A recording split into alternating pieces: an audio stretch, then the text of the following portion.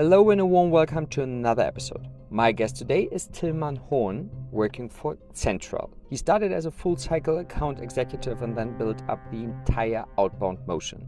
Now he is leading the outbound SDR and inbound BDR motion in DACH and international markets.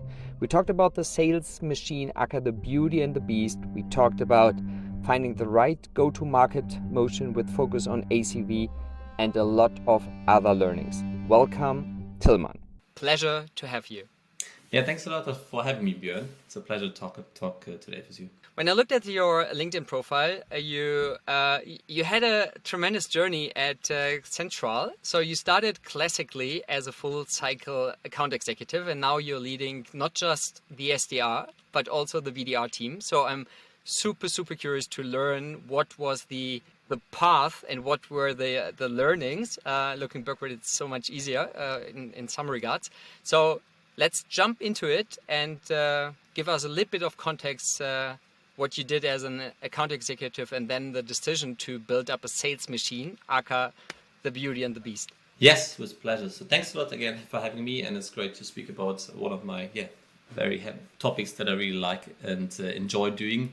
As you said correctly, so in my whole career I've started in sales, always software sales. I was always a full cycle AE, so the very classical way, and doing things, generating my own pipeline, following up with leads.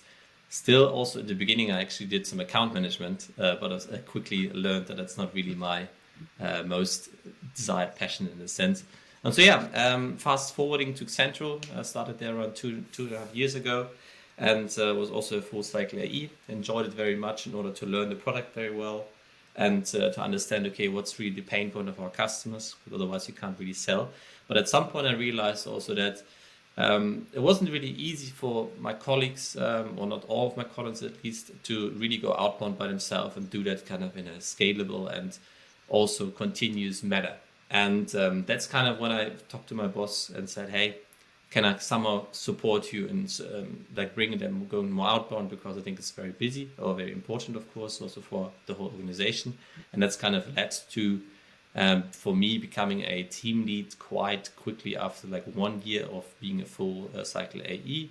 In between, I led also an outbound agency as a project management. Basically, it was up to 15 outbound reps. So it was a very cool experience as well. But at some point we said, hey, look, we want to build also a team inside. So 9 months ago approximately, I started the inbound or outbound team internally with 3 reps, including 1 lead sourcer itself. And as you said rightly, since 1 month, I'm also supporting the inbound motion in this aspect. Both, of course, very different challenges to itself.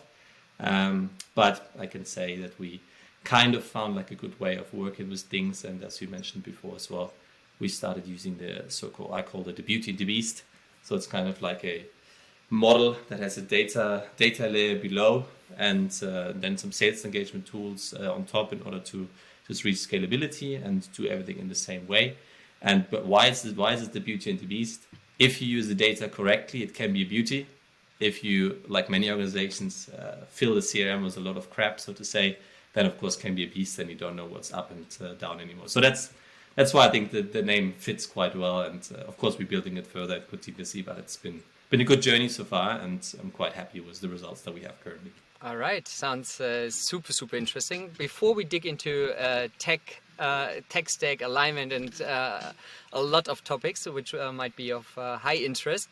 I know that you are a great fan, and I'm too, from Winning by Design and the go-to-market model. And looking backwards, we talked about ACV, sales motion. Is it full cycle versus 2 stages? So what did you learn and what would you do differently if you could restart the process again? Yeah, very good question. So indeed, the Winning by Design model is super interesting, maybe also for the listeners. I mean, it's mostly about, what's your ACV? So between 5 and 150K, for example, and of course your deal sizes. So looking back at where we started, as a software startup, of course, our pricing changes once in a while. That's quite normal. And it was also bound to this go-to-market model. So when I started being an AE, our pricing was around, let's say, 5,000 to 8,000 ACV. In the smaller accounts, let's say up to 20, 25, 30 ACV. And then we started to say, why don't we start like a real outbound motion and go forward with that? And then was the kind of the big question mark came up again. So what do we do with our ACV? Because it's actually quite small. Also for the listeners, if I recall correctly, a two-stage prospecting cycle only makes sense from like 15,000, 20,000 onwards, somewhere there. And so that's kind of what we also looked at and said, okay, if we start an outbound team ourselves, we need to go up market, because these small deals, they will bring too much cost of acquisition, of course, and that will bring our payback period way too high in a sense. And yeah, that's what we kind of did. So we changed the pricing a bit, and now the outbound team are leading. We focus mostly on bigger accounts for our side, which is between 10, 15, 20, 25,000, somewhere there, or more, of course. And but at the same point, of course, you always had to align with the product. Okay, what can we actually do? How much we don't want to go too enterprise, or we can't because we can't service it. And so it's quite a wild ride. So in the end, if I look back to answer your question, I would say maybe, think a bit. We should have thought about the pricing a bit earlier, a bit smarter in a sense, and then align our go-to-market motion to it. And this is something I could recommend to, let's say, founders or new software businesses all around the world, because it's really in the end the most important in order to grow successfully or scale it in a way to survive or to live with it well, in a sense. Yeah, extremely important learnings, I would say. And in your defense, I would say when you started the process, growth was it wasn't sexy back then to look at costs too much. So it was probably, I assume, it's kind of grow whatever it takes, whereas now it becomes sexy out of a sudden to look at CAC payback period and healthy unit economics. Yeah, 100%. And that's that's in the end, it's retrospective. That's how it is. And if you look at a lot of software companies, that's just how it is. And but I think it's a really good move that we do currently. It's not easy, I have to be honest, because opening big accounts is very hard. Identifying bigger ones just takes longer sales cycles and so on. But I can say we kind of moved in the right way, and the team feels like this as well. But of course, it's not an easy way to go forward. All right. So then when we look, because now you are leading inbound and outbound BDR and SDRs, I think you have 3 each as of now. I'm curious and intrigued. When you have your colleagues in marketing, do you have any kind of, how rigid are the target setting? Is there any SLA? What is the frequency in checking whether you are on track? Let's start with marketing, and then we'll proceed with the outbound motion. Yeah, that's no worries. I think both motions have a very different taste to it, so to say. So for myself, I see inbound is really speed is key. So as soon as you get inbound leads in, you have to really try to contact them as soon as or as fast as possible. On one hand, on the other hand, you have to be very rigid with yourself on qualifying, or better to say disqualifying accounts, because marketing is doing a very good job in, of course, filling your books with potential new customers that want to have free trials or demos and so on and so on. But on the other hand, there's always window shoppers in there, people that have no intent to buy. There's people that bring bad data in, and you don't want that in your CRM system neither, So like that was kind of the biggest change, or like we did in accordance with marketing, that we say, look, we're going to be very, very hard from the beginning on in disqualifying what doesn't fit our ICP, what doesn't have a buying intention. So no buying intention, for example, we put into a webinar, or like in a joint session was an AE, for example, just in order to save or to really make sure that our other conversion rates down the line stay also stable, and that we focus on the right deals, because that's more and more important now.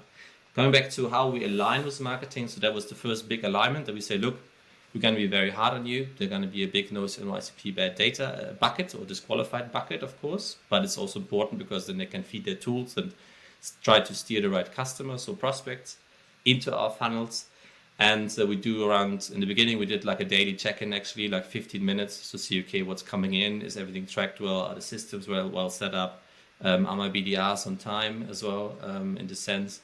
And then the last very important aspect there is also to rely on is the time to contact. So we just look at, that's my vision now for the next, let's say, 2-3 months, to really get into a time to contact between 5 and 10 minutes, actually, for leads that are interesting for us, up to a maximum time of like 30 minutes, because we see that there's just a very big, like the conversion rate to meetings is way, way better. And recently I just saw also a post from the CEO of High Rise, I forgot his name, but he also sees that in his company, and yeah, exactly. So that was like kind of like was cool to see that they also have the same problems in a sense, but also solutions in this area.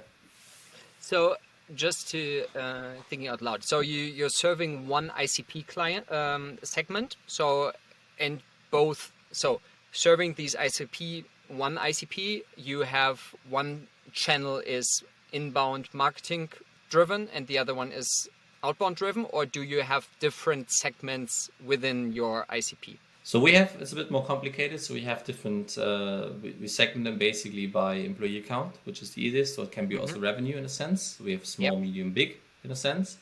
And the small and mediums and big ones come via inbound, but on the outbound motion, because we want to stay true to the model, we mostly focus on the medium to large ones. So everything that's too small, we don't really forward them, or sometimes only if they might have some buying intent, just in order to keep the pipelines also then clean.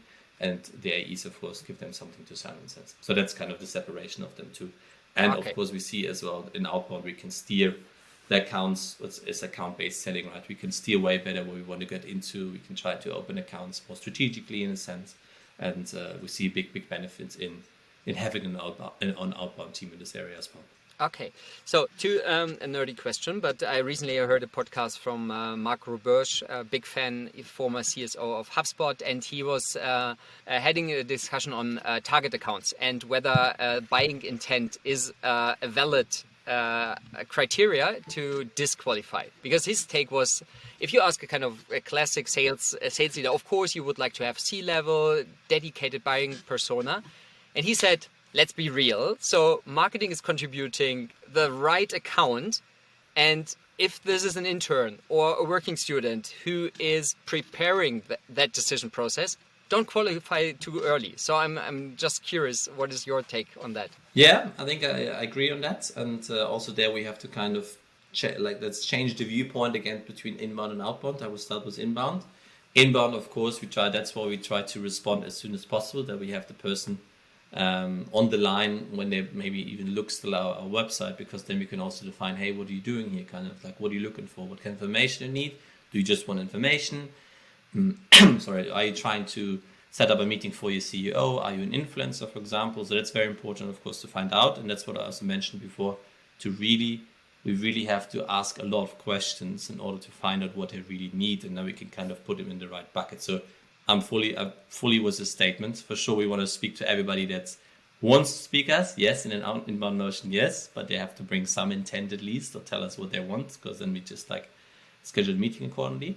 On the outbound side, I would even say it's even a bit different. So outbound, you basically just disrupt someone's day and say, look, here, that's our solution, or that's your problem and that's our solution to it. Isn't that interesting for you?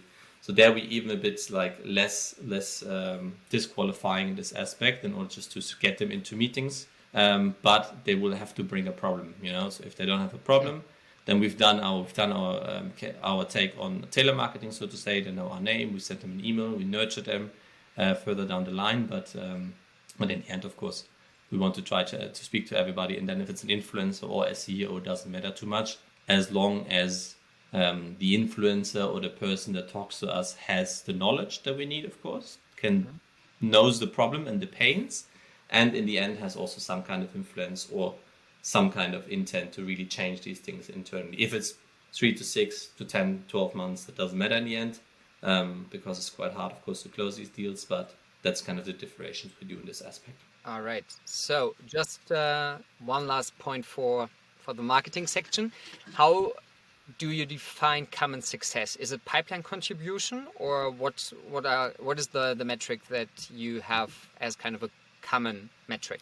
So the common, so for the whole alignment of sales and marketing is net new customers, or we at least steering towards that at the moment. We still have, of course, broken down goals, that we have the MQLs, then we generate the SQLs from that, then they go from SQL to opportunity close one, and so on.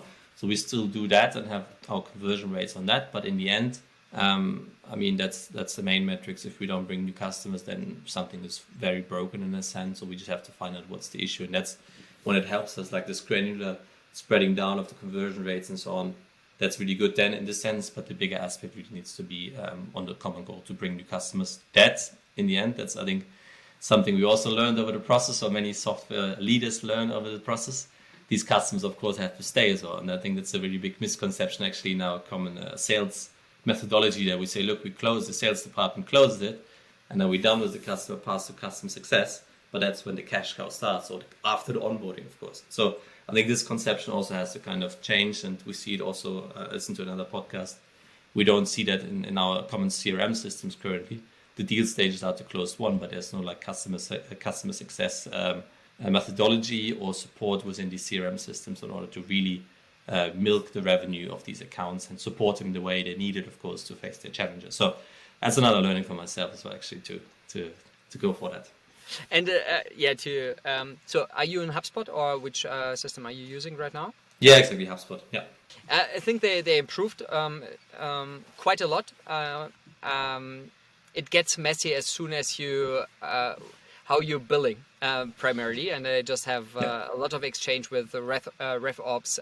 So one thing is to build up a post-purchase pipeline and get an idea about onboarding and really measuring impact. We won't go this way right now, but the other thing is to really get payment data in and see what is happening on terms of revenue. Then it gets at least super messy. So if anyone has solutions in that space, I think we both are very curious to hear about that. Most definitely. I mean, we have some silos, right? We use then some different tools to do everything itself, but it's nowhere really together. So it's a big issue. I think there's no solution out there. So anybody, please hit us up. All right. So let's one last thing on, because marketing sales alignment is super crucial, and it will come to a SDR motion as well. So of course revenue, and I really like the general attitude towards it, because whatever marketing is doing, it should result in actually booked committed revenue. On that way, and especially kind of handing over to your team, so you looking at number of MQLs and then sales executive leads, but also the revenue, or what is kind of that more granular metric you're looking at? Yeah, so basically, I mean, if you get the leads from, the leads in a sense still from marketing, it's an MQL. Usually depend, of course, what stage they're in. If it's a white paper, then it's not an MQL because we don't see it working. It works. But going forward, as soon as we qualify them into an SQL, we do a package estimation, so to say, on an employee account. So we have like in an inbound motion, we have more knowledge, let's say. We can kind of estimate, okay, what's the apps they're going to need, what kind of employee accounts they need. But in order to keep it simple, we just estimate on the employee account and say, okay, that's done, I don't know, 1,500, 2,000, whatever. Yep. And then it's also good for preparation for the AE in order to see, okay, how complex will this case be? What am I supposed to sell into that account? And I mean, we see a lot of friction in these parts, of course, because there's big companies that come to us and just want to speak about a small package because they're just starting up, which is also then fine. But at the same time, we try to, because our goal in the end for the AEs is also ARR or MRR in the sense, we have to adjust it, or we edit it in this mix. All right. On terms of compensation, are they incentivized on pipeline contributed, or like you're saying, really realized revenue? In this sense, it's more we talk about approved meetings, inbound and outbound, for both teams. So there we have different aspects that usually looked at. So one aspect is, of course, approved meetings. So the meeting has to happen. It can't be a no-show, that's clear. Yeah. And there needs to be the basic qualification needs to be met. So that there needs to be some kind of problem. There needs to be a buying intent in this aspect. So that's one aspect, is approved meetings. That's just waived or weighted in one specific way. And then after, so we have an MRR aspect as well. So we have the estimated MRR that we have, or that's actually then in the end became an opportunity. I would say, call it opportunity amount maybe. It's a better way to define it. So that's the main two targets. The SDRs and BDRs have it as well. But in order to also currently to encourage activities, for example, we also added small activity goals in there, for example, that is like small bonus packages, for example. So that's just a little add-on for the SDRs, BDRs. So you have three, then number of activities, number of set meetings, accepted meetings, and then pipeline contribution, or kind of... Yeah, basically, opportunity value, I would say. Exactly. Yeah. Mm-hmm. And the split between numbers and value, does it change over time when you hire, so get new people onboarded? Is it that you have reduced targets, or is it more you start with numbers, so book meetings or activity, and then develop over time into value? At the moment, we're still doing it the same target setting, and we just give it a ramp basically. So you have like 60-70% of the targets you carry, or you have like a guarantee, depending, of course, how it's negotiated. In order just to keep it quite simple also for accounting. Because we have like, in the end, we have like 12, 15 reps, sales reps, so account executives, BDRs, SDRs. And so end of the month is quite a lot of hassle to approve all the meetings, to go after all the deals that we talk about, and so on and so on. And so that's why we try to keep it as simple as possible and go forward with that. So usually we have two metrics. Sometimes we add like the third one, just to give a bit more push into our pipeline, to give some more motivation in this aspect. But it's challenging, I have to say, like compensation models. I mean, it seems simple, but in the end it's very tricky. How can you motivate everyone? How can you at the same point stay in line with business and not overpay? And so yeah, also if there like someone has like the magical formula of it, please pass it over to me. I'm still trying to figure it out on this pre-sales part specifically as well. Yeah, and I would dare to say, if there's a silver bullet flying around, I would be skeptical. Of course, there is some best practices. I think kind of the value so the value part in terms of the pipeline contribution or the value of the opportunity is I see more and more as best practice. Some go all in, others kind of like you kind of have a balance between quantity and value contributed, but then even kind of what is the amount between fixed and variable? How does it fit also to the AE? What does it mean? We talked about CAC payback periods. How does it fit then on a bigger scale? This, I think we could easily fit in an entire episode or even a book to do it properly. 100%, yeah. So just looking at the time, it's super short while. I have definitely, I would be super curious about kind of learnings on the tech stack side. You wanted to create your intention was to build up a machine, and so what is definitely on the must-have list if I would like to do the same? Yes, sure. I can give you, I mean, in regards of the time, it's going to be quite short, but in maybe best practice and also specifically for the outbound motion. So my main aspect was, okay, what's one bottleneck that most companies face? So also we did, in a sense, we need someone that full-time or part-time sources leads for us. So we basically give the ICP. Then we bought some databases like EchoBot, for example, works very good for Germany. I think now they call it Dealfront or something else. So they're very good in quality. Big kudos to them. So that makes us help. Then we have a person that's really, let's say, the data ninja.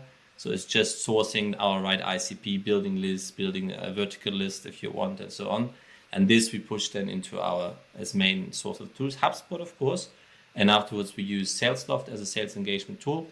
In the end, you can use any sales engagement tool that is well integrated into your CRM. That's also a very big learning. Salesloft at the moment is like on the verge of being well integrated into HubSpot, but there's still not everything in there. So I think it's a very important aspect.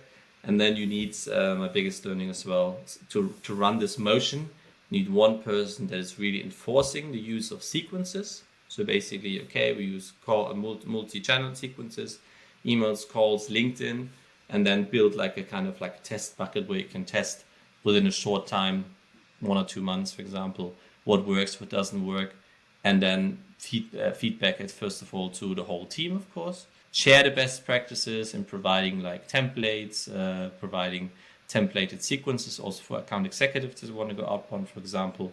And then in order just to build kind of like a playbook of what works and what doesn't work, and then spread it to the whole organization. So in the end, it's actually not that complex, but you need to be really dedicated in order to follow it and also read the data the way that fits your industry. Because I mean, we see a lot of like insights from US companies that are sometimes right, sometimes of course also off for the European markets, and then it really depends on your on the channel that works best for your segment. So for example, for us currently we work mostly on phones, so we do a lot of cold calling because that's our best channel in a sense, but of course it gets supported also by LinkedIn as a supporting channel in a sense, which is still growing in Germany. Like our segment, small companies don't have that so far. And emails, for example, they don't work that well due to other factors, or like because inboxes are super like swamped. But of course, in the end, it's all a mix, right? It's like awareness and performance all together. And yeah, so I think it's like very, very important to really look at your own industry. Don't take it for granted if you see some influencer on LinkedIn says, you don't never have to call again. But it can be in this industry, yes. But most of the time, especially German markets, the Mittelstand, I'm not sure what it's the English word for that, so the small, medium-sized businesses in Germany, you can't reach them via LinkedIn, you know? You have to call them, you have to send them an email, you have to go there, send them like a letter or whatever. Be a bit more thinking out of the box and test it yourself, and then you will find it out quite quickly.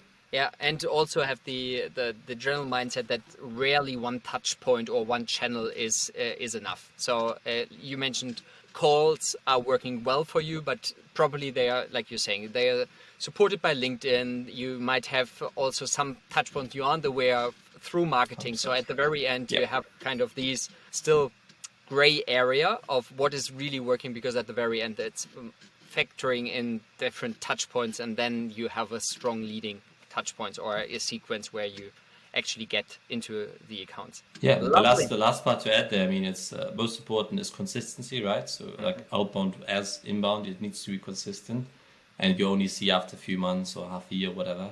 If your rates stay consistent in one sequence, for example, then you know, okay, that works. Or also reps, then you see, okay, that's they do something good.